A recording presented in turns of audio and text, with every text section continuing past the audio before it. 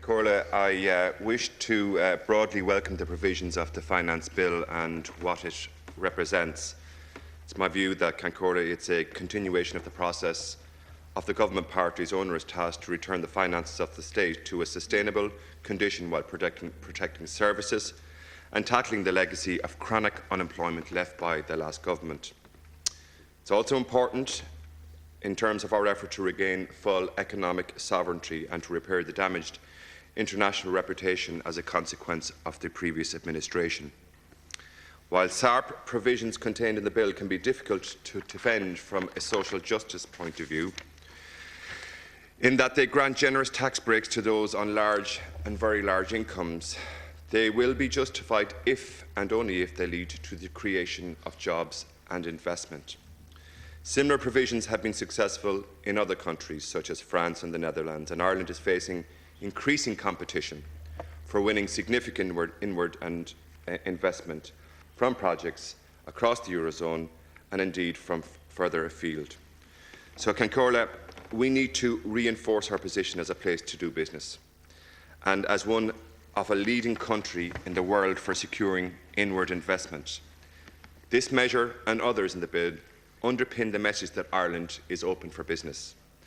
The benefits of such schemes are not just in the creation of jobs, but in the transfer of both technical and management ability, and in the building of the informal but the crucial personal relationships that exist across the global economy. Minister, I have a number of reservations concerning SARP, but I will focus on one for now.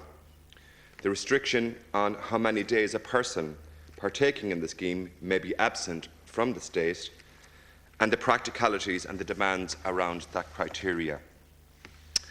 I think that it is likely and probably predictable that the market that we're trying to attract in this respect will have a necessity to travel across the globe from this country and are quite likely to breach the criteria set out in the 30 days reference period in the bill.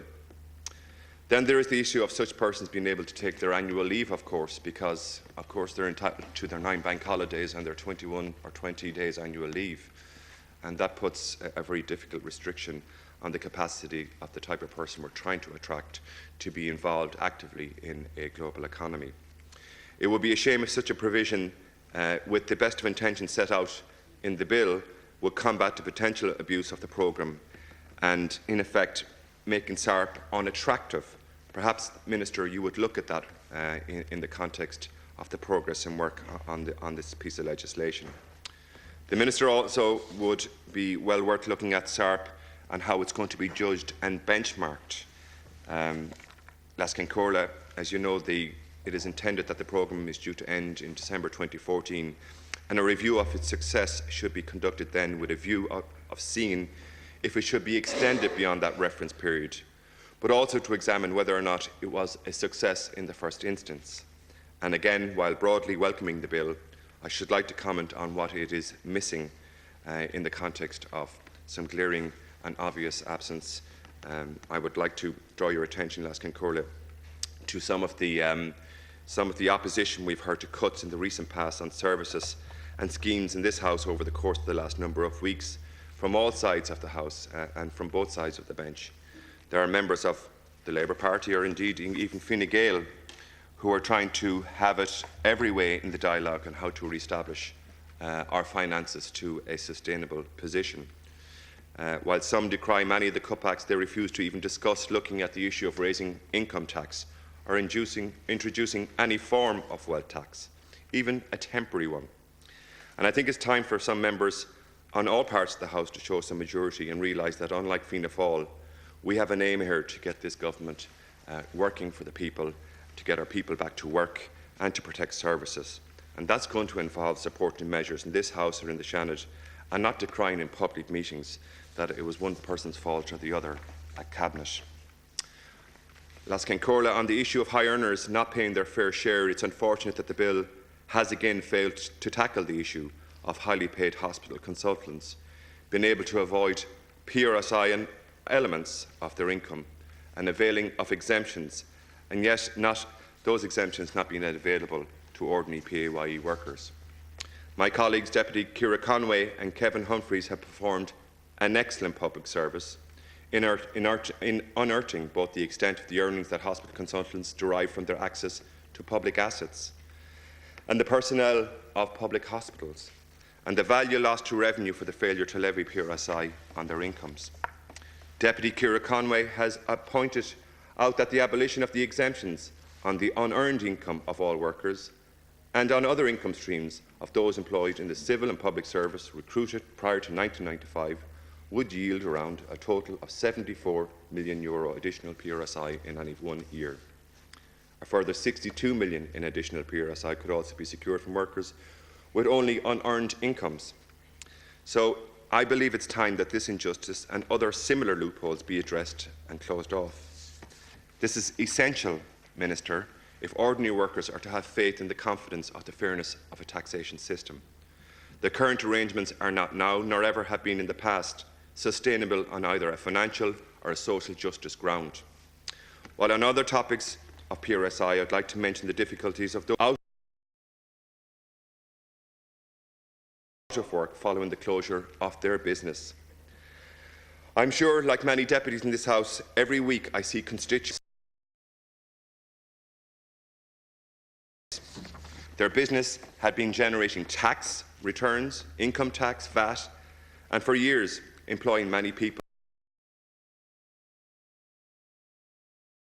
These self-employed persons find themselves with little or no opportunity to access welfare entitlements.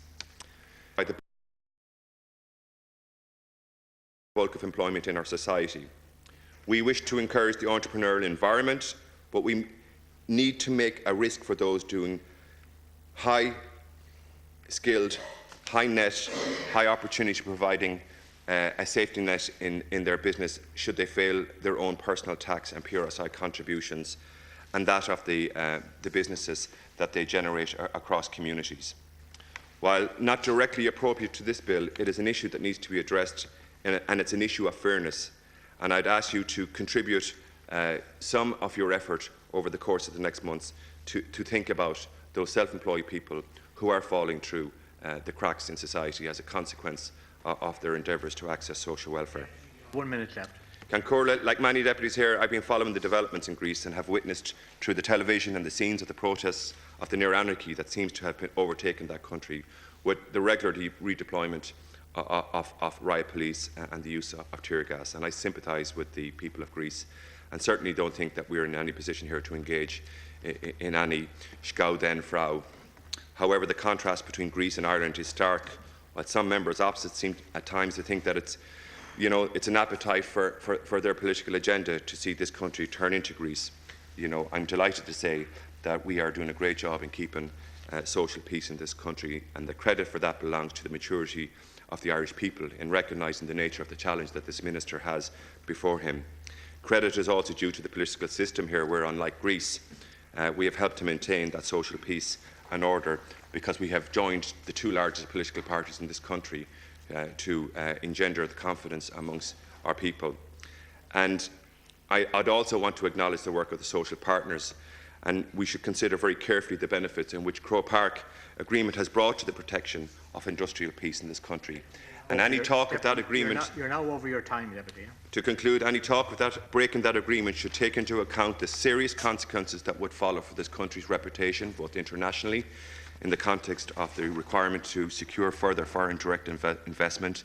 And I think, in conclusion, it is incumbent on all social partners to be responsible at this time and to remember the broader social responsibilities for the future of this country. Thank you, Laskin Corla.